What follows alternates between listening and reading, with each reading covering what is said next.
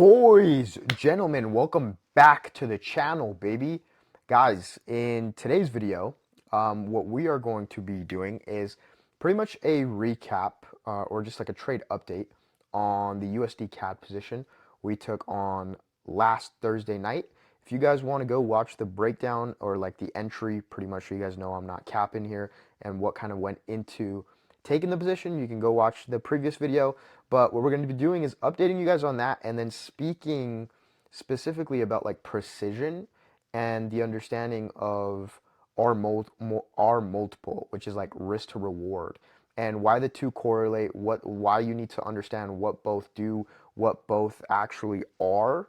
And so we're just going to be breaking that down. But for the most part, before we get into those two, let's give you guys an update on USD CAD. So guys, as you guys know, go watch the video on the specific breakdown. But for the most part, really bullish, obviously looking to trade into the supply zone. So when we go down into the lower time frames, it's very simple. We had our zones marked out. Literally, we're just waiting for the shifts in structure to happen. And what did we see play out exactly? Sorry, exactly that, right? And ended up entering on this break of structure here to the downside, but a candle closed below this previous, came back in, I believe, on the 30-minute.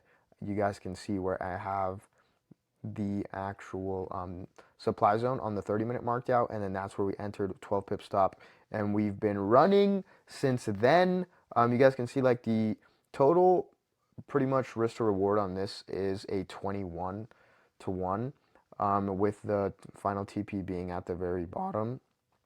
And so currently we're running at like a 5 to 1, but TP is down there. Why?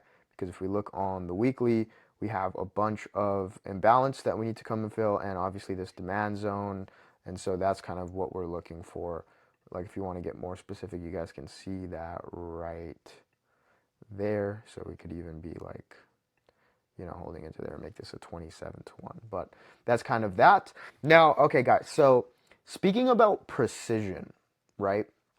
The correlation between that and understanding risk to reward is very simple, bro. Like, people talk about the more precise you can be, the better. Why? Because, guys, the more precise you are, obviously, essentially what that means is like less room for error, or you're basically just entering at a more precise place. And what does that do a lot of the times, right? That makes your stop loss smaller, right? There's less buffer essentially. And what does that buffer indicate? Your risk to reward. And so I have it put out like right here, right? You guys can see, excuse me. This stop loss on this position is like a 12 to 1, right? And the stop loss on this position is the stop loss on this position is a 12 pip stop loss, and the stop loss on this position is 125, with the entries being at the exact same point. The only difference is how much room for error we've given, right? But I want to draw this out for you guys over here. But before we do that, let's talk a little bit about precision, right? So guys, what do I mean by precision? Let's break it down like this, okay? So the best way to put this over here is if we were going to look for a position to the downside and off just like kind of analyzing higher time frames, we have our zone marked out like over here. Let's kind of change this. Let's say like this is our zone that we're looking for.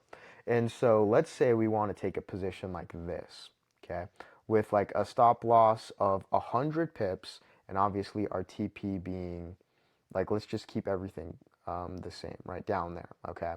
So what do we have now? We have a 1 of 5 risk to reward, a stop loss of 103 pips, and this is kind of being precise, right? Not really being very precise, like just analyzing higher time frames where we want to kind of take this position, right? So that's that.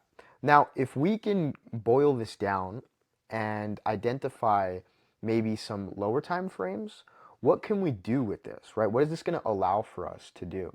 This is going to allow for us to become more precise, right? So say initially our entry is right here, right? And then when we go to like lower time frames, we're gonna become more precise. And let's just say our entry ends up being like somewhere, let's say like over, or let's just make something up. Like we don't gotta get into the specifics of this position. Let's just say something ends up like right here.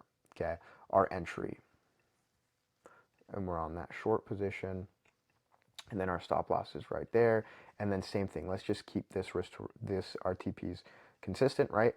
So now you can see what happens because we've become a little more precise with our entry and that, less room for error essentially. We went from a 5 to 1, 5.3 to 1 to a 7.1 to 1 risk to reward. And so we have an 80 pip stop loss here and a 103 stop loss here.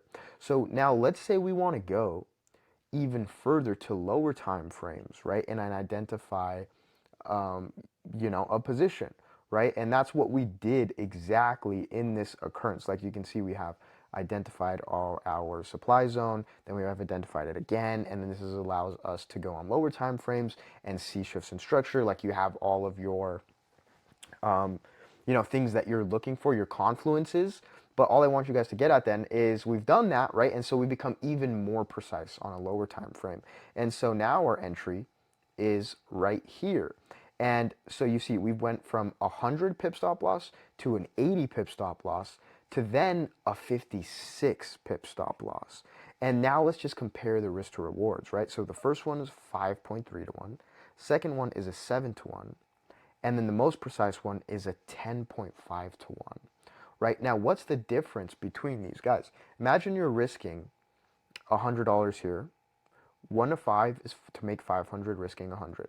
1 to 7, risking 100, is making 700. And then 1 to 10 and a half, or just let's just keep it simple, 1 to 10 make 1,000, right? And so that's really why becoming more precise is better. Like it's really simple, right? Because you'll then be able to directly dictate your risk to reward, and your risk to reward like literally dictates, as long as your risk stays consistent, your upside and how much money you're actually going to make, right?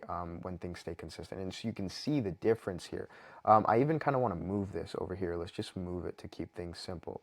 Bigger, smallest, right? That's kind of how you got to look at it. And so, boys, hopefully that kind of made sense with understanding precision and that directly dictating, your risk to rewards and your stop losses, right? And why becoming more precise directly will dictate like how much money you make. And for example, if we literally do that on the position that we're currently in, you guys can see, dude, like we were able to find a position with, let me just delete this, put this out the way, with a 12 pip stop, right? Because we were able to continuously go into lower time frames, find a lower time frame entry, and obviously have our higher time frame take profit. So we're gonna let that run. But if we weren't going to be as precise, you guys can literally like see it happening in real time right here. What would that kind of look like, right? Essentially, it would look something like this, where we have 125 pip stop, only equating to like a 2.5 to 1 compared to a 26 to 1. Now, obviously, this is a little bit of a different scenario because you can see our stops aren't consistent, meaning like they're not at the same point, but our entries are completely different. So this would more so be maybe something like this, for example. But you get the point, right? That's all I really want you guys to understand is the point of the precision and the risk to rewards, because being your ability and your skill level on becoming more precise is literally what's going to allow for you to make more money, bro, if you know how to play with the numbers, right? And with the, again, like just the risk to rewards, understanding how they work, right? As long as you know where to like place things and the buffers that you're allowing for yourself. So that pretty much sums everything up for today's video, boys. Obviously, we're just going to continue to let this run. At this point, went to BE as soon as the position went ahead and broke the lows. And then, yeah, we'll keep you guys updated on this. Hopefully, you guys took something valuable from today's video on, again, becoming more precise and understanding like risk to rewards and what they really mean, and like pip count and how the relevance ties into each other. But boys, with that being said, love each and every single one of you, and I will see you boys in the next video.